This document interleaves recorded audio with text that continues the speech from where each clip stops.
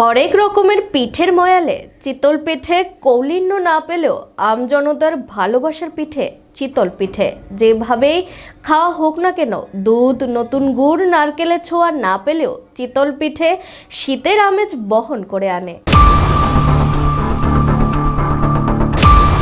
এসেছে শরৎ হিমের পরশ, লেগেছে হাওয়ার পরে।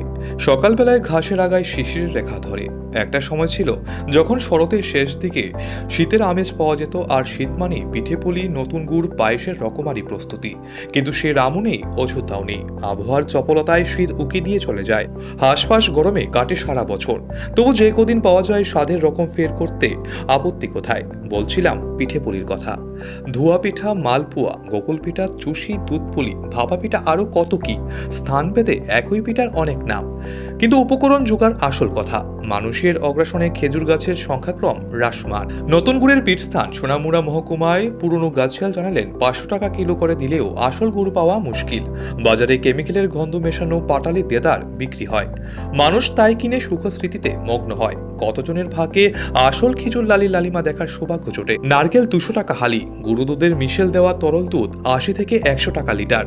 গরিব মানুষের কোনো এক সময়ের ভালো পিঠা খাওয়ার স্মৃতি সম্বল, অথচ ছেলেপুলে আছে তারা পিঠে খাওয়ার বায়না ধরে। যারা 50 উত্তীর্ণ শীতের ভোরে লালি দিয়ে গরম ধোয়া ওঠা চিতল পিঠে খাবার সুখ স্মৃতি তাদের তাড়না করে। চিতল পিঠে বানাতে যে মাটির সরা লাগে, সম্বৎসর গৃহস্থ পাকঘরের মাচায় তুলে রাখত, সেই সরার দামও 80 থেকে 100 টাকা।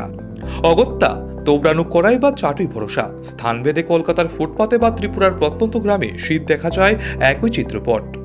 মা কড়াইতে চালের পিঠুলি দিয়ে চিতল পিঠে বানাচ্ছে, আর কাঠখুড়োর চুলো দিয়ে বসে আছে কিছু বালক বালিকা, যাদের উদ্ভাসিত দৃষ্টির সামনে পিঠা গোল হয়ে ফুলে উঠে ধোয়া ছড়াচ্ছে। পাউরুটির মতো চিমানো হলেই বা ক্ষতি কি?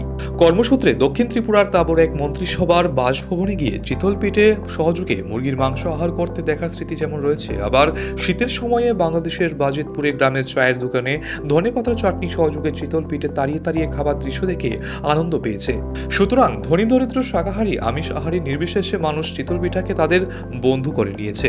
ডায়াবেটিস, প্রেশার, কোলেস্টেরলকে নিয়ে স্বাস্থ্য সংকটে থাকা আমজনতা কেবল চিতল পিঠা দিয়ে হালকা বা ভারী সব ভোজন সেরে নিতে পারে। চিতল পিঠায় জিএসটি ট্যাগ নিয়ে আন্দোলন করা যেতে পারে। কে বলতে পারে পাঁচতারা হোটেলের নামি মেনুতে চিতল পিঠার সংযোজন সাহেব সোহবদের রসনা তৃপ্তিতে যোগ হবে না?